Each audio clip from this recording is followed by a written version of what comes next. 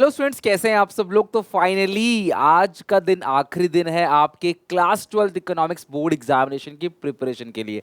मैंने community tab पे डाल दिया है क्लास कि आज कौन कौन सी वीडियोस आने वाली हैं, क्योंकि मैं जानता हूं कि आज यूट्यूब नोटिफिकेशन नहीं भेज पाएगा। तो इसीलिए क्लास मैंने ऑलरेडी लिख दिया। आपकी जो भी चीज़ें, छोटी मोटी चीज़, देखो आपका रिवीजन सब कुछ अच्छे से हो चुका है। वन शॉट रिवीजन आपने कर लिया, इंडियन इकोनॉमी का भी कर लिया, मैक्रो का भी कर लिया, न्यूमेरिकल भी हम लोगों ने अच्छे से कर लिया है, एमसीक्यू सीरीज भी हमारा डन हो चुका है।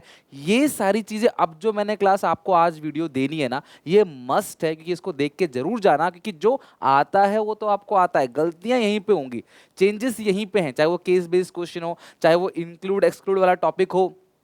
बहुत सारी चीजें क्लास, छोटी छोटी सी वीडियो हैं लेकिन बहुत मस्त है। अगर आप 80 आउट ऑफ 80 चाहते हो तो जरूर प्रिपरेशन करो क्लास। अगर आपका टारगेट 60-70 वाला भी है तो भी क्लास आप इन टॉपिक को मिस मत करना क्लास, क्योंकि ये तो पक्की बात है पेपर में देखने को मिलेगा। इमेज बेस्ड क्वेश्चन, आपको पता है सीबीएसई ने क्लास कुछ इमेज बेस्ड क्वेश्चन ऐड किए हैं, जहां पे आपको क्लास एक इमेज दे रखी होगी, उसके बेसिस पे आपको आंसर करना होगा। मैं आपको क्लास जो एनालिसिस करने वाले डायग्राम वाले क्वेश्चन हैं, चार्ट वाले क्वेश्चन हैं, मैं वो भी कराऊंगा, जहां पे आपको एक बॉक्स दिया होगा, डेटा दिया होगा, क्लास आपको उसे एक्सप्लेन करना होगा। मैं आपको वो भी कराऊंगा, डोंट वरी, उसको भी अच्छे से करेंगे। प्रेजेंटेशन की प्रिपरेशन भी करेंगे। आज दिन भर जम के मेहनत करने क्लास, ताकि हम जो पेपर से निकल के आए, एग्जामिनेशन हॉल से बाहर निकल के आए पेपर देखे तो हमें दिल से खुशी हो। स्टार्ट करते हैं क्लास। सबसे पहले ये एक इमेजेस है। अच्छा, एक चीज और बताता हूं आपको, जो इमेज वाले क्वेश्चंस होते हैं ना, जहां पे क्लास आपको इमेज दी रहती है, मैं आप सबको सजेस्ट करूंगा इस इमेज को देखने से पहले क्वेश्चन की जो लाइन है, कोशिश करो, हमेशा कोशिश करो इस इमेज को बिना देखे ही क्वेश्चन का क्लास आंसर दे सकते हो, कोशिश करो। तो ये कह रहा है कि interpret the given picture on account of current environment challenge, और ये नंबर अगर 3 नंबर का है तो 7-8-9 लाइन में एक्सप्लेन कर दो। अगर ये 4 नंबर का है तो लगभग क्लास 10-12 लाइन में से एक्सप्लेन करना। तो ये करंट इन्वायरमेंट चैलेंज। अब करंट इन्वायरमेंट चैलेंजेस तो बहुत सारे हैं, लेकिन ये पेड़ों की कटाई हो रही है, साफ साफ दिख रहा है, तो आप क्लास हेडिंग डालोगे the current environment challenge shown in the figure. The current environment challenge shown in the figure is deforestation. और now you have to explain deforestation. आपको डिफॉरेस्टेशन को एक्सप्लेन करना है। क्या है डिफॉरेस्टेशन, उसका इंपैक्ट क्या होगा, उसका असर, उसका मतलब कि वो कैसे होता है, फिर उसका असर क्या होगा। समझ रहे हो, पहला स्टेप एक्सप्लेन, फिर क्लास वो कैसे होता है, फिर उसका असर क्या होगा। और अगर क्लास आप लिखना चाहते हो तो ऐसा भी लिख सकते हो कि उसको बचाना किस तरीके से, क्यों नहीं करना चाहिए, किस किस तरीके से क्लास हम इसका सब्स्टिट्यूट ढूंढ सकते हैं। तो ये आपको एक्सप्लेन करना है, जो क्लास मैंने ऑलरेडी क्लास आप लोगों को अच्छे से पढ़ा रखा है। ये क्लास क्वेश्चन हो गया इमेज बेस्ड क्वेश्चन। ऐसे और कई सारी इमेज देखेंगे, एंड तक देखना। Identify the movement. अब देखो, जिन बच्चों ने पढ़ रखा है, जिन बच्चों ने पढ़ रखा है उनको तो पता है ये चिपको मूवमेंट है, सुंदरलाल बहुगुणा ने शुरू किया था उत्तराखंड में। ठीक है, ये क्लास हो गया, क्लास क्या, चिपको मूवमेंट। अब चिपको मूवमेंट जो है इसके बारे में आपको लिखना है, लेकिन क्वेश्चन को ढंग से पढ़ना। पूछ क्या रहा है, identify the movement illustrated in the above picture, explain the movement along, focusing the aim of this. इस मूवमेंट को एम क्या था, पहले तो आपने क्या करना है, आइडेंटिफाई करना है, पहला स्टेप। दूसरा स्टेप एक्सप्लेन करना है। आप क्वेश्चन देख रहे हो, आप गलतियां करते हो, अपने मन से कुछ भी लिख के आ जाते हो। भैया क्वेश्चन को पढ़ो, पहला स्टेप आइडेंटिफाई, दूसरा एक्सप्लेन, तीसरा class aim of this movement. तो ये क्लास सुंदरलाल बहुगुणा ने जो चिपको मूवमेंट चालू किया था, ये किसके लिए किया था, एम क्या था इसका, ये लिखना है। उससे पहले उसे एक्सप्लेन करना है, और देन क्लास आइडेंटिफाई। तो इस तरीके से 3 पार्ट में क्वेश्चन पूछेगा, 3 नंबर का। पहला पार्ट आइडेंटिफिकेशन 1 नंबर, फिर दूसरा एक्सप्लेनेशन 1 नंबर 3-4 लाइन में, और फिर क्लास एम लिखना है 3-4 लाइन में। बहुत है 3 नंबर के लिए। आई क्लास बात समझ। इस तरीके से इमेज बेस्ड क्वेश्चन आता है। अगला क्या है, interpret the given picture on the account of education to farmers and its impact on their productivity. किसानों को अगर हम एजुकेशन देंगे तो उसकी प्रोडक्टिविटी बढ़ेगी। Obviously class human capital formation में आपने पढ़ा है, human capital talent skills education class आपकी आउटपुट को बढ़ाता है, लेबर की प्रोडक्टिविटी को बढ़ाता है। With equal size of land how is it that his yield is more than mine.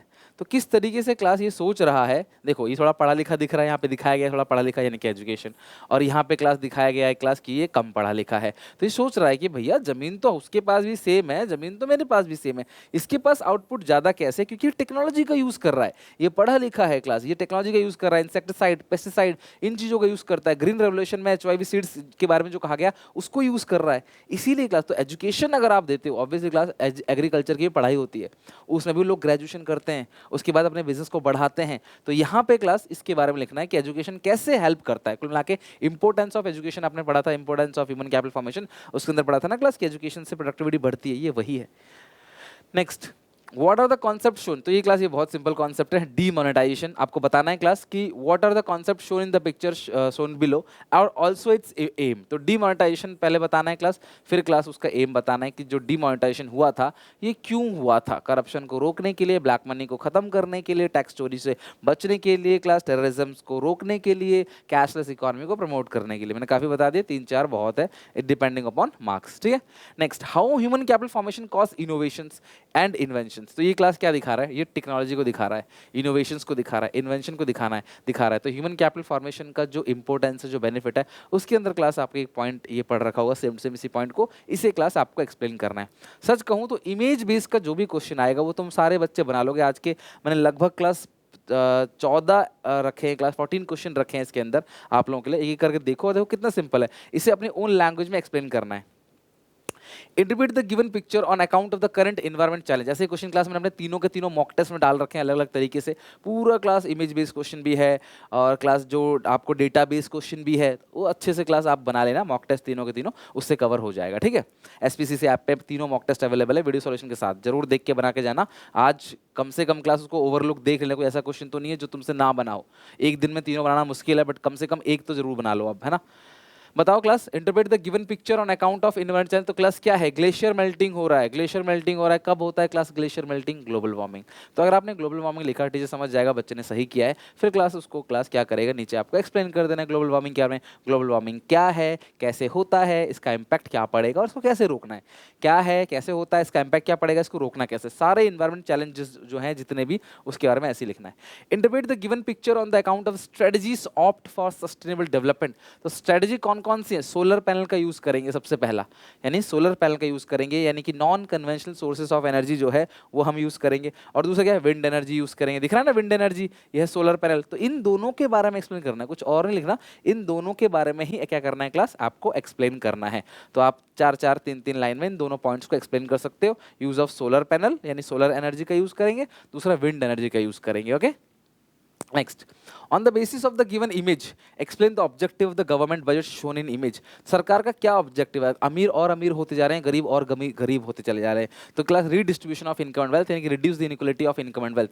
इसका आंसर क्या होगा, reduce in equalities of income and wealth, of income and wealth. तो सरकार क्या करेगी, गरीबों से, जो गरीब हैं क्लास, उन लोगों को सब्सिडी देगी, अमीरों से टैक्स सिस्टम को प्रोग्रेसिव बना के उनसे ज़्यादा टैक्स वसूलेगी, ताकि अमीर गरीब के बीच का जो ये गैप है, जो ये डिफरेंस है, इसको क्लास कम किया जा सके।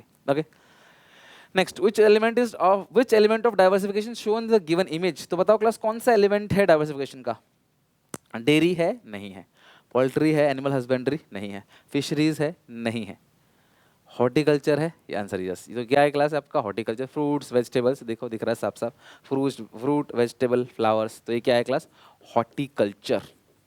और इसके बारे में अच्छे से क्लास मैंने बता रखा है, आपको इसे क्लास एक्सप्लेन कर देना है। 3 नंबर क्वेश्चन है, तो क्लास करीब 9 लाइन 10 लाइन 8 लाइन में आराम से इसे एक्सप्लेन कर सकते हो। पहले आप हेडिंग डालोगे हॉर्टिकल्चर, फिर क्लास आपको एक्सप्लेन करना है नीचे की लाइन में। Okay, how Indian handicraft, direct question है क्लास, जो इंडिया का हैंडीक्राफ्ट है वो किस तरीके से ब्रिटिशर्स ने बर्बाद किया। तो आपको पता है डिस्क्रिमिनेटरी टैरिफ पॉलिसी से बर्बाद किया है क्लास, उसका इंपैक्ट क्या हुआ, ये सब क्लास पॉइंट्स आपको लिखना है। कंट्रीब्यूशन टू जीडीपी भी लो था। तो ये जो स्टार्टिंग है पहला चैप्टर, उसके जरूर नहीं कि सिर्फ इंडियन इकोनॉमी से पूछे जाए, ज़्यादा चांस इंडियन इकोनॉमी का ही है।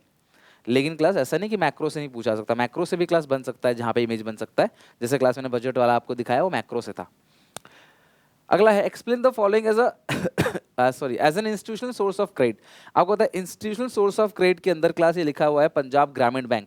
तो ये क्या है क्लास, ये है क्लास कौन सा बैंक, ग्रामीण बैंक। ग्रामीण बैंक जो है एक इंस्टीट्यूशनल सोर्सेस ऑफ क्रेडिट है, जो कि आप रूरल एरिया में जहाँ पे कमर्शियल बैंक ज़्यादा नहीं होते, वहाँ पे रीजनल रूरल बैंक, तो आप हेडिंग क्या डालोगे, रीजनल रूरल बैंक्स और ब्रैकेट में ग्रामीण बैंक, इसको हम लोग ग्रामीण बैंक बोलते हैं।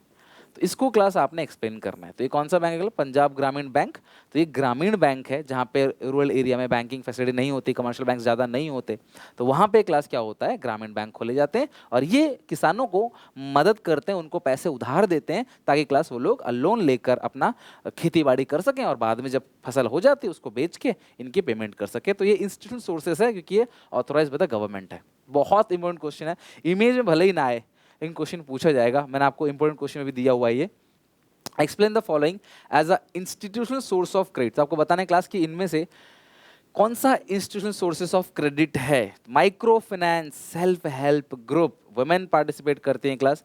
आप शॉर्ट में मत लिखना, पूरा लिखना, सेल्फ हेल्प ग्रुप, ब्रैकेट में लिख देना SHG। तो ये बात कर रहे हैं सेल्फ हेल्प ग्रुप की, वुमेन एम्पावरमेंट को प्रमोट करता है। Loan are basically for consumption purpose, और ये माइक्रो क्रेडिट फाइनेंस है, ठीक है। सेल्फ हेल्प ग्रुप, इस तरीके से क्लास इमेज आ सकता है। इतना अच्छा इमेज तो नहीं दिखेगा, बट छोटा सा इमेज होगा, बस आपको देख के पहचानना है और कुछ नहीं। On the basis of the given image explain the benefit of organic farming. तो आप क्लास आपको बताना है कि ये ग्रीन मैन्योर लिखा हुआ है ऑर्गेनिक फार्मिंग के अंदर। पहले आपने एक्सप्लेन करना ऑर्गेनिक फार्मिंग, और उसके क्लास बेनिफिट्स बताना है कि ऑर्गेनिक फार्मिंग के बेनिफिट्स क्या क्या हैं।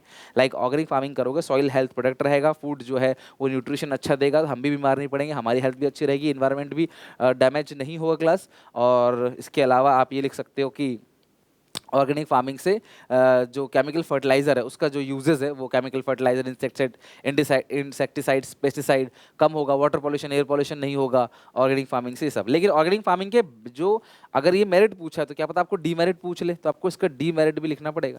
लाइक शॉर्टर लाइफ है, शॉर्टर फूड लाइफ होता है, ऑर्गेनिक फार्मिंग एक्सपेंसिव है, ऑर्गेनिक फार्मिंग के अंदर क्लास लेस पॉपुलर है, लोग नजर में पॉपुलर नहीं है, इसका इनपुट कॉस्ट बहुत ज़्यादा है, ये सब क्लास आपको डीमेरिट लिखना पड़ेगा।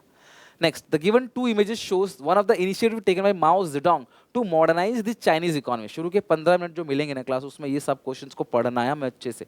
शुरू के 15 मिनट मोस्ट क्रूशियल है, गेम चेंजर है। इकोनॉमिक्स में टाइम की कमी किसी को नहीं पड़ने वाली है, लेकिन शुरू के 15 मिनट्स को अच्छे से यूज़ करना भी आपकी टेक्निक है क्लास। आज शाम को बताऊंगा 15 मिनट्स को किस तरीके से यूज़ करना है, राइट। चलो, तो आपको बताना है क्लास, माओ जेडोंग ने ये, थोड़ा सा आपको इमेजेस दिख नहीं रहा हो क्लास, उस टाइम पे 1958 की बात है। तो देखो ये है कलेक्टिव फार्मिंग, कलेक्टिवाइजेशन बोलते हैं इसको क्लास, कलेक्टिवाइजेशन, कम्यून सिस्टम। और ये है क्लास कारखाने लोग बना रहे हैं, कारखाने में स्टील बना रहे हैं, लोहे के कारखानों में। तो चाइनीज इकोनॉमी को मॉडर्नाइज करने के लिए, एग्रीकल्चर को मॉडर्नाइज करने के लिए, इंडस्ट्रीज को बनाने के लिए चाइना में माओ जेडोंग 1958 में लेके आए थे ग्रेट लीप फॉरवर्ड, लंबी छलांग लगाना, लीप फॉरवर्ड यानी क्लास एक लंबी छलांग लगाना। लेकिन इसकी वजह से लगभग 5 करोड़, 4 से 5 करोड़ लोगों की जो है वो जान चली गई, due to starvation, due to lack of food, extortion, torture, suicide. इसकी वजह से क्लास लगभग 4 से 5 करोड़ लोगों की डेथ हो गई इसमें, क्योंकि इन्होंने क्लास इस पॉलिसी को सही से अपनाया नहीं।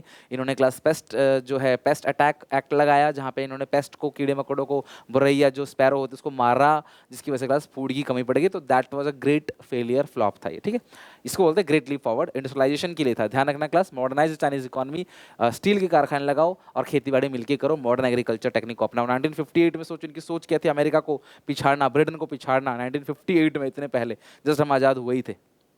तो इस तरीके से इमेज बेस्ड क्वेश्चन जितने भी हैं क्लास, आपको अच्छे से प्रैक्टिस करने हैं। उम्मीद है क्लास वीडियो अच्छी लगी होगी। आप लोगों की रिक्वेस्ट थी सर इमेज बेस्ड क्वेश्चन करा दीजिए, तो मैंने अपने हिसाब से क्लास 10, 12, 15, 14 इमेजेस लेके आपको अच्छे से समझा दिया। उम्मीद है क्लास अब इमेज बेस्ड क्वेश्चन का कॉन्फिडेंस आ गया होगा कि ये क्वेश्चन तो आराम से हो जाएगा। बस ये कि नई चीज़ है लेकिन आसान चीज़ है। वीडियो अच्छी लगे तो अपने एक दोस्तों में शेयर करना, क्लास किसी से मिस नहीं होना चाहिए। बाकी मिलते हैं क्लास 1 से 1.5 घंटे में एक नई वीडियो के साथ। तब तक take care, bye bye, God bless you.